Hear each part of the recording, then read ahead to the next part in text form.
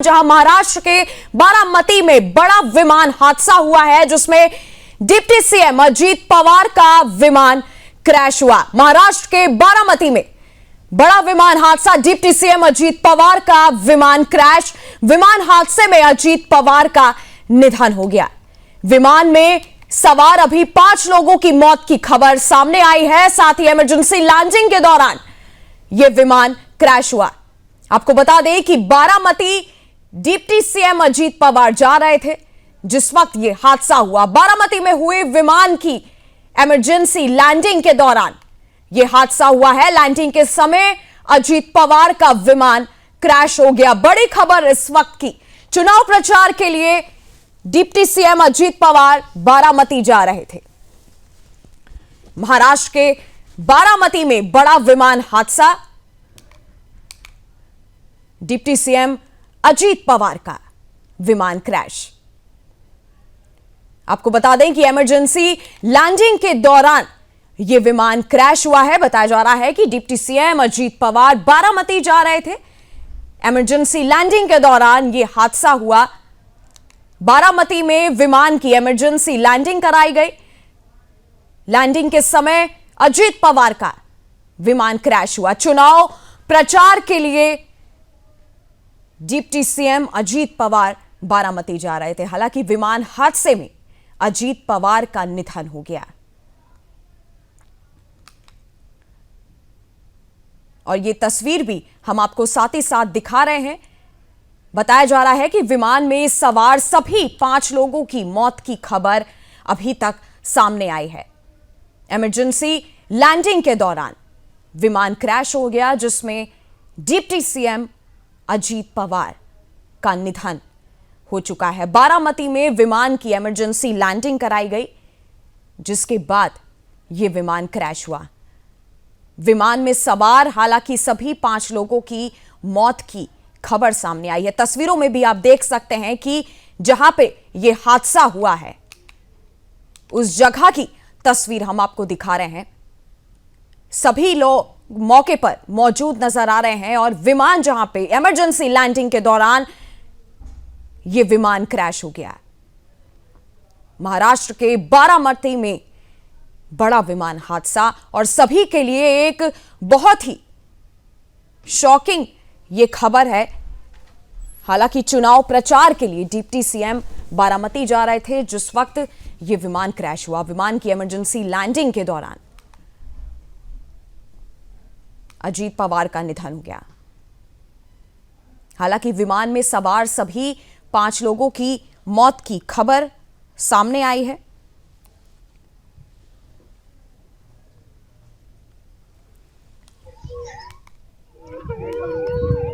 Emergency landing के दौरान विमान क्रैश।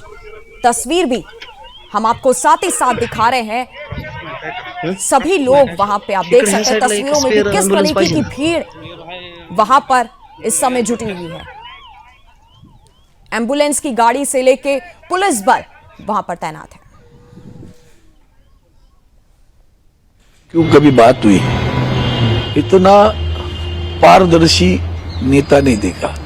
हाँ कहा तो हाँ 100% काम होगा, ना कहा तो 10 जगह जाओ तो भी नहीं होगा।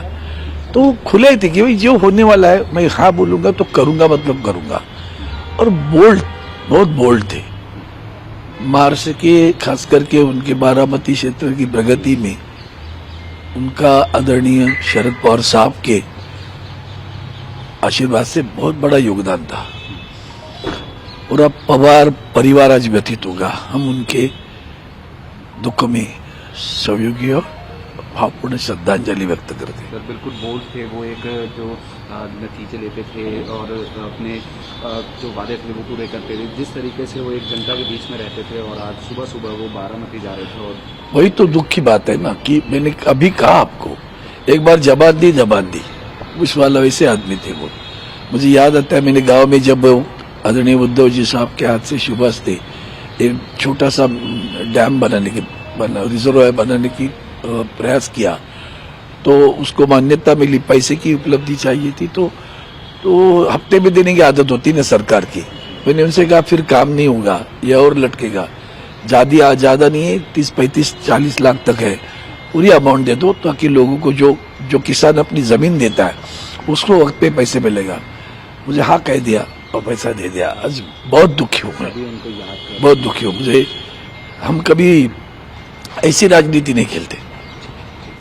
और ये तस्वीर हम आपके सामने उस जगह की दिखा रहे हैं जहां पर डिप्टी सीएम अजीत पवार का विमान इमरजेंसी लैंडिंग के दौरान क्रैश हुआ। हालांकि ताजा अपडेट की बात करें तो अब पहले विमान में सवार सभी 5 लोगों की मौत की खबर सामने थी और अब अपडेट के अनुसार हादसे में 6 लोगों की मौत बताई जा रही है। अब आने वाले समय में ये नंबरों का जो ये आंकड़ा है कितना बढ़ेगा ये आने वाला वक्त बताएगा, लेकिन फिलहाल एक महाराष्ट्र की राजनीति में एक तरीके से बहुत बड़ा हादसा ये हुआ है, जहां महाराष्ट्र के बारामती में बड़ा विमान हादसे के दौरान डिप्टी सीएम अजीत पवार का विमान क्रैश।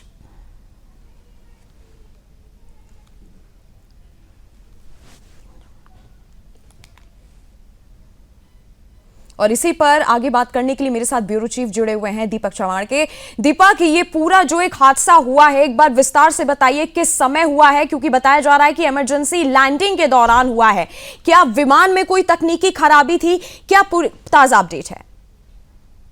बिल्कुल दिव्या, ये जो प्लेन जो है वो सुबह ही जो मुंबई से टेक ऑफ हुआ था और बारामती में लैंडिंग होने जा रहा था। 9:30 का उनका टाइमिंग था, लेकिन वो लैंडिंग के पहले ही बिल्कुल 6-7 मिनट 6 या 7 मिनट का ही डिस्टेंस बाकी था, उसके पहले ही ये जो हादसा है वो क्रैश हो चुका है। यहाँ पे यह हादसा हुआ है जिसमें महाराष्ट्र राज्य के उप मुख्यमंत्री अजीत पवार खुद शामिल थे और उनके कुछ जो पदाधिकारी थे वो भी उस फ्लाइट में शामिल थे। लेकिन वहां पर यह हादसा इतना बड़ा हुआ है क्योंकि हाइट ज्यादा होने के वजह से वो जब क्रैश हुआ तब वहां पर जो है तुरंत उसको जो है वहां पर जो आग के चपेट में आ गया। उसके बाद जो है वहां पर बचाव कार्य तो पहुंचते तक ही कई लोगों की जो है वहां पर वो जल के वो कई लोगों की वहां पर मौत हो चुकी थी, लेकिन कई लोगों को निजी अस्पताल में भी भर्ती करवाया गया। लेकिन इसकी जांच तो अभी चल रही है। लेकिन सबसे दुख की बात यह है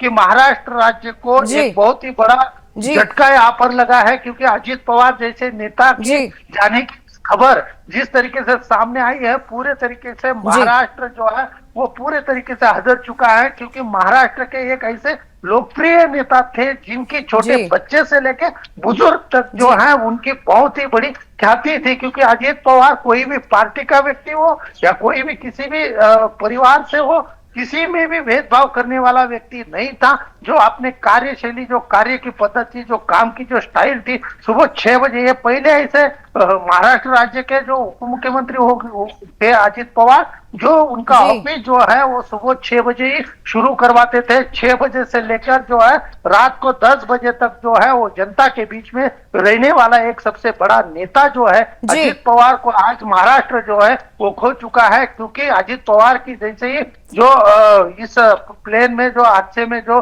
मौत की खबर जो सामने आते ही जो है महाराष्ट्र के सभी जो नेता जो है, सभी जो लोग जो है आम जनता से लेकर बड़े नेता सर तक जो है सभी लोग जो है उनको बहुत ही बड़ा यहाँ पर दुखद झटका।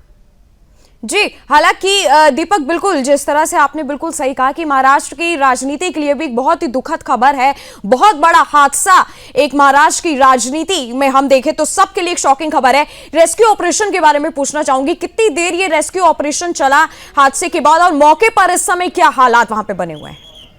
देखिए, रेस्क्यू ऑपरेशन जो है तुरंत वहां पर कुछ ही दूरी पर जो है एयरपोर्ट है, लेकिन वहां के कई जो लोग हो या स्थानीय पुलिस हो या फायर ब्रिगेड के लोग जो है वो रेस्क्यू करने पहुंचे हैं। लेकिन ये जो प्लेन था, ये प्लेन जब क्रैश हुआ, क्रैश होने के बाद ही उसका जो है स्फोट जो है वो वहां पर हुआ है। क्योंकि उसमें जो है जो आग जो लगी, उस आग में जो है वहां पर बचाव कार्य करने के लिए जो है थोड़ा वहां पर जो पहुंचते तक ही जो है उसका पेट बड़े तरीके से हुआ। लेकिन कई लोगों को जो है वहां पर पहुंचते ही कई लोगों को रेस्क्यू किया गया। लेकिन देखिए अभी भी वहां पर जो है पूरे तरीके से उसकी जांच चल रही है। सभी जो अधिकारी जो है, एयरफोर्स के अधिकारी हो या पुलिस के अधिकारी हो, सभी लोग जो है वहां पर मौजूद है।